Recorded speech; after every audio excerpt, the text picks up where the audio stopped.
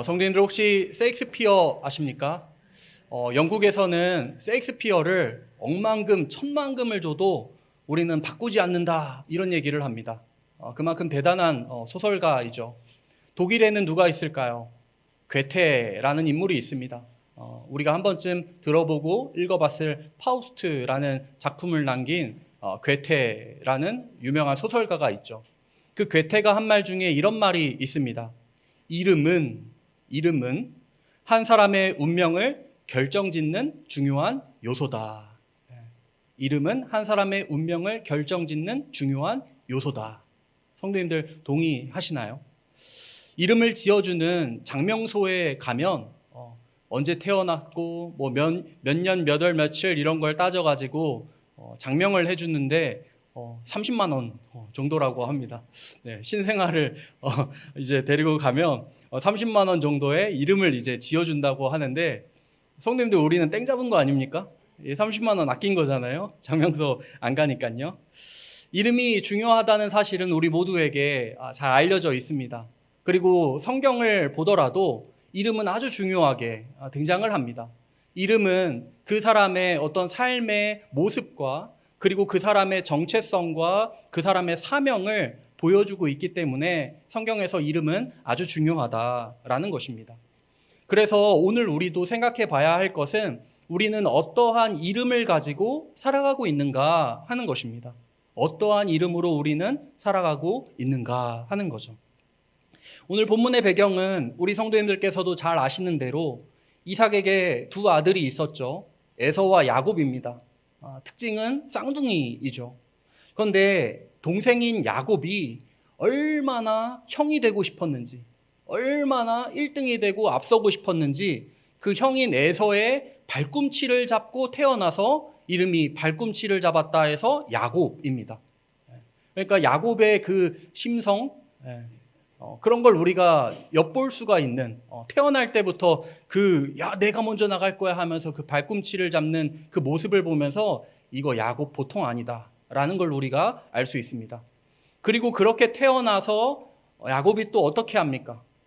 형 에서의 장자를 빼앗으려고 에서가 배고플 때 팥죽을 주면서 형 나한테 장자 팔아, 장자의 명분을 나에게 줘라고 얘기합니다. 그리고 에서는 미련하게도 또 그거를 넙죽 팔고 그거를 맛있게 팥죽을 먹죠.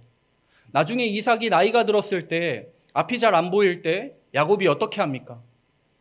장자의 축복을 가로채기 위해 형 에서인 척을 하려고, 에서는 털이 많은 사람이었기 때문에 야곱이 자기 팔에다가 털을 붙여서 아버지 이삭에게 가서 자기가 에서인 것처럼 장자의 축복을 자기가 가로채는, 이 참 보통 인물 아닙니다. 대단한 인물이죠. 그러자 에서가 너무너무 화가 나고 울분을 막 토하죠. 내가 이거 야곱 가만 안 놔두겠다. 그러니까 야곱이 무서워서 도망을 가죠. 도망을 가고 20년 동안 형 에서를 피해 숨어 지내다가 이제 20년 만에 에서와 재회하려고 하는 상황이 바로 오늘 본문 말씀이 되겠습니다. 사실 20년 정도 시간이 지나가면 형 에서의 마음이 좀 누그러졌겠다. 웃으면서 다가가면 웃는 사람 얼굴에 뺨 때리겠어? 괜찮겠지? 하고 나아갈 법도 한데 야곱은 지금 두려움에 사로잡혀 있습니다. 두려움에 떨고 있으면서 지금 야복강가에서 혼자 잠을 취하고 있는 야곱입니다. 그렇게 혼자 두려움 가운데 있을 때 이 상황이 중요합니다. 혼자 있고요. 그리고 두려움 가운데 있습니다. 이 상황 가운데 하나님이 찾아오십니다. 하나님이 사람의 모습으로 그것도 찾아오셔서 야곱에게 씨름을 하자고 몸싸움을 시작하게 됩니다. 이 사건이 야곱 인생의 전환점이 됩니다. 극적인 전환의 발단이 되죠. 터닝 포인트가 되는 겁니다. 먼저 씨름했다는 표현은 정말 말 그대로 히브리어 사전을 보면 먼지나게 싸웠다라는 뜻이거든요. 정말 먼지나게 싸운 격렬한 몸싸움을 했던 겁니다. 이 씨름은 하나님의 의도적인 접근이고 하나님이 먼저 시작을 하신 그런 몸싸움이 되겠죠. 하나님은 야곱과 단순히 힘겨루기를 하기 위해 지금 씨름을 하시는 것은 절대 아니겠죠. 하나님이 천하장사 되시려고 지금 야곱에게 씨름하자고 그러시는 거 아니잖아요. 야곱의 삶 전체를 흔들어 깨우시기 위해 지금 먼지 나도록 야곱과 씨름을 하시는 하나님의 이 모습, 우리가 상상을 해봐야 합니다. 야복 강가에 혼자 밤중에 누워있는 야곱에게 하나님이 찾아오셔서 씨름을 하자고 그렇게 먼저 다가오시는 그 하나님의 모습. 왜 이렇게 하셨을까요, 하나님이? 왜 이렇게 하셨을까요? 야곱의 삶은 달라져야 했기 때문에, 하나님의 사람으로 빚어져야 했기 때문에, 하나님이 예정하시고 선택하신 사람으로 하나님의 백성이 되고 성도가 되어야 했기에 하나님은 씨름을 걸어오신 겁니다. 야곱은 평생 자기 힘, 자기 꾀, 자기 계략, 자기 생각, 자기 잔머리, 계산으로 그렇게 살았던 약삭빠른 인물이지 않습니까? 형 에서만 속였던 것이 아니라 도망가서 라반까지 속였던 것이 야곱이지 않습니까? 그러니까 그냥 누군가를 속여가지고 그 이득을 취하는 것 자체가 야곱의 인생이었다는 얘기입니다. 욕심이 가득하고 언제나 인생의 주도권이 자기에게 있었던 인물이 야곱이죠. 심지어 형 에서가 지금 400명을 거느리고 자기를 만나고 온다라는 소식을 전해 듣자 이 야곱이 어떻게 하는지 아십니까? 첫째 때, 둘째 때, 셋째 때를 먼저 보냅니다. 자기 아내랑 자기 아들들 앞에 보내는 겁니다. 예물과 함께. 말이 예물이지 사실 뇌물이죠. 이 첫째 때, 둘째 때, 셋째 때를 보고 형 에서의 마음이 풀리면 그제서야 마지막에 자기가 형 에서를 만나려고. 이 얼마나 비겁한 인물입니까? 그런 볼품없고 초라한 야곱에게 하나님이 찾아오셔서 씨름을 거시는 상황이 바로 오늘 본문 말씀입니다. 이러한 야곱에게 찾아오시는 하나님이시라면 나에게도 찾아오시겠다 하는 생각이 들지 않으십니까? 아니 어쩌면 야곱은 바로 나 자신이지 않을까 하는 생각도 해보게 됩니다. 오늘날에도 하나님은 내가 최악의 상황에 있을 때, 인생의 벼랑 끝에 서 있을 때, 야복 강가와 같은 곳에 나홀로 있을 때 우리에게 다가오시며 하나님과 마주하게 하십니다. 단지 네가 센지 내가 센지 겨루어보자 하는 씨름이 아니라 나의 전부를 깨뜨리시고 깨우시고 변화시키기 위해 나에게 다가와 씨름을 거시는 하나님이시다라는 겁니다. 종교개혁자 마르틴 루터, 우리 성도님들 잘 알고 계시죠? 마르틴 루터는 여기 본문에 나오는 씨름을 오늘날의 기도로 해설을 하였습니다.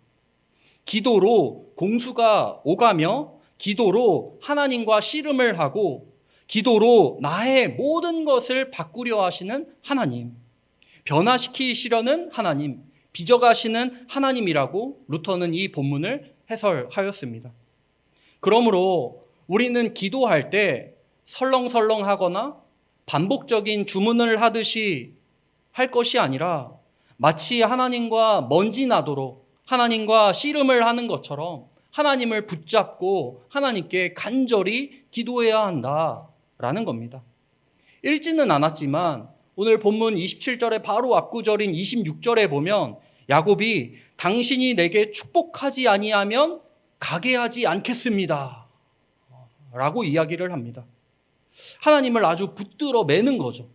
축복해달라고. 아주 그냥 붙들어 매는 야곱의 모습을 우리가 볼 수 있습니다. 기도할 때 이런 자세가 우리에게 필요하다는 것입니다. 안 들어주시면 저 밥 안 먹어요. 금식합니다. 저 계속 기도할 겁니다. 들어주실 때까지 기도합니다. 이런 자세. 성도님들, 우리가 다른 사람들과 관계 맺을 때는 고집을 부리지 말고 그때는 좀 최대한 유하게 우리가 지내는데 하나님께 기도할 때는 하나님과 씨름할 때는 그때는 고집 부리셔도 돼요. 하나님 이거 해주세요. 도와주세요. 해결해 주셔야죠. 아버지신데 책임지셔야죠. 이렇게 하나님을 붙들어 매면서 축복하지 아니하시면 가게 하지 않겠습니다라는 이 야곱의 모습을 보면서 우리가 그렇게 하나님을 붙잡고 기도할 줄 알아야 한다라는 겁니다. 그러니까 이렇게 기도할 때 어떤 일이 또 생기냐면 이 기도를 통해 나를 하나님의 사람으로 더 만들어 가시고 빚어 가시는 하나님을 우리가 또 경험할 수 있게 되거든요. 정말 하나님을 붙잡고 간절하게 기도할 때 하나님은 정말 살아계시는구나. 하나님은 정말 내 기도를 들으시는구나. 내 삶 하나하나 한 구석 한 구석 다 세밀하게 간섭하시며 이끌어 주시는 나의 아버지시구나 라는 것이 우리에게 더욱더 선명하게 믿음으로 다가오면서 동시에 하나님이 원하시는 그 삶의 방향으로 우리가 나아갈 수 있게 되는 거거든요.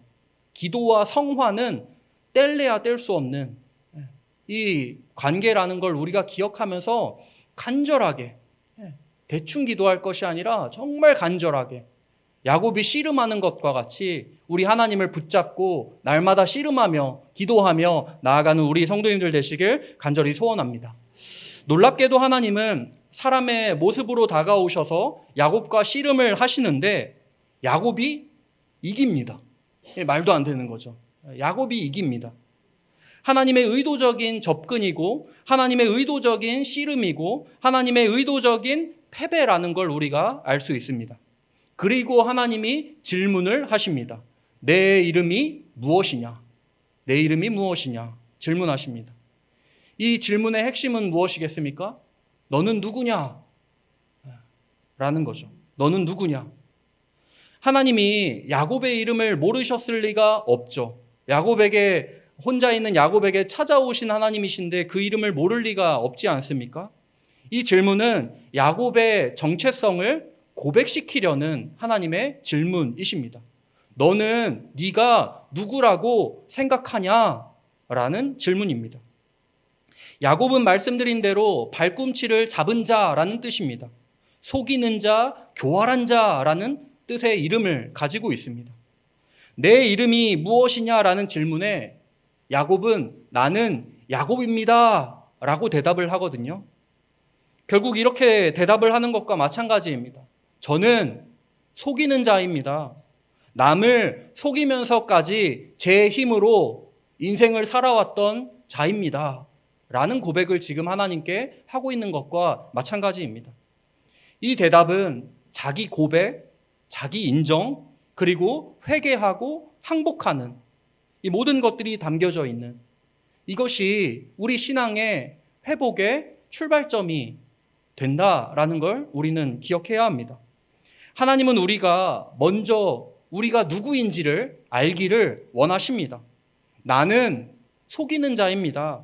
나는 거짓말하는 자입니다. 나는 가식쟁이입니다. 나는 욕심이 많습니다. 나는 다른 사람들을 미워합니다. 나는 가벼운 존재입니다. 나는 이기적입니다. 나는 하나님의 율법 앞에서 죄인입니다. 하나님은 우리가 누구인지 정직하게 직면하기를 원하시는 하나님이십니다. 상담학에서 자기 인식이 회복의 출발이라고 이야기를 합니다. 자기 자신을 인식하는 거 거울 치료라고도 하죠. 자기 자신을 제대로 보는 거 이것이 회복의 출발입니다. 자기 직면을 통해 자신을 마주하도록 하죠. 우리 신앙 선배들인 종교개혁자들은 하나님의 말씀을 진단과 치료라고 이해를 했거든요. 진단이라는 건 하나님의 말씀이 거울과 같아서 우리 영혼을 제대로 보게 하고 그래서 나는 죄인이고 영적으로 무능하며 나는 죽어있다라는 것을 깨닫게 하고 치료라는 건 그와 같은 나를 구원하시기 위해 치료하기 위해 우리 구주 예수 그리스도께서 이 땅에 오셨고 십자가에 못 박히셨습니다. 하나님의 복음이라고 고백하고 받아들여 구원받게 하는 것이 바로 하나님의 말씀이다라고 우리 종교개혁자들은 이해를 했습니다. 하나님과 말씀 앞에 나의 문제를 먼저 알아야 직시하고 대면을 해야 복음이 복음으로 내게 다가옵니다. 내게 문제가 없다는데 무슨 좋은 약이 필요하겠습니까? 나 괜찮다는데 무슨 약이 필요하겠어요? 무슨 도움이 필요하겠습니까?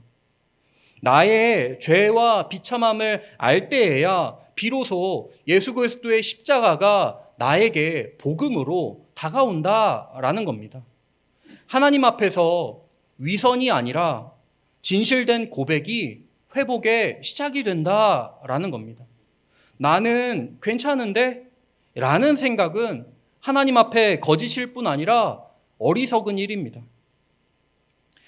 야곱이라고 자기 자신을 밝히자 하나님은 야곱에게 새로운 이름을 주십니다.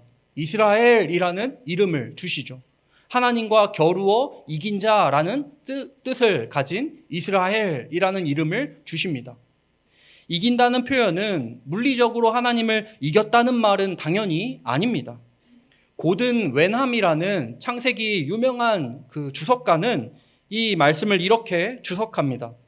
하나님은 야곱이 진심으로 변화되기를 원하셨고 이 씨름은 야곱의 의지를 시험하는 사건이었다. 하나님은 야곱을 부수되 동시에 복을 주셨다. 하나님은 사람을 로봇처럼 대하지 않으십니다. 하나님이 사람을 하나님의 백성으로 성도로 이끌어가고자 하실 때 억지로 폭력적으로 억압적으로 그렇게 만들어가지 않으십니다. 우리를 변화시키고 소망을 품게 하시고 한 걸음 한 걸음 내디디게 하시며 우리를 하나님의 사람으로 만들어 가십니다.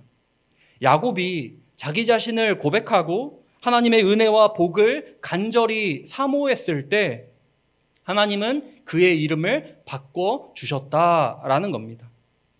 성경을 보면 하나님의 이름이 바뀌는 그 사람의 이름이 바뀌는 경우들 우리가 종종 보게 되죠.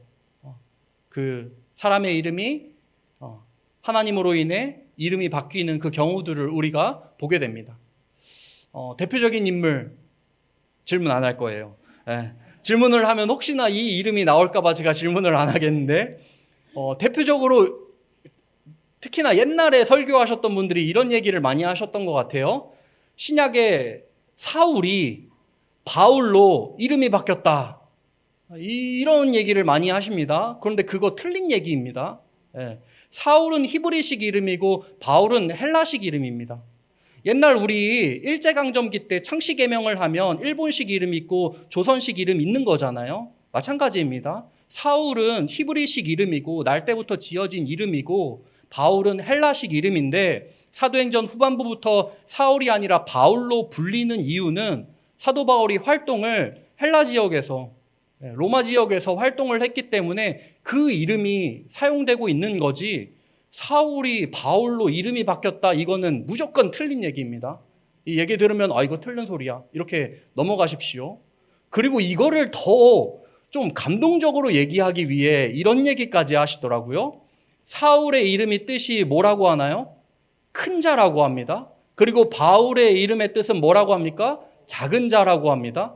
그래서 사울이 그 전에는 큰 자라는 이름의 뜻과 같이 교만하였는데 하나님을 만나서 바울 작은 자라는 겸손해진 사람으로 바뀌게 됐다. 이렇게 감동적으로 자아내는 그런 얘기도 하시는데 틀린 소리입니다. 사울, 구약의 사울 왕 아시죠?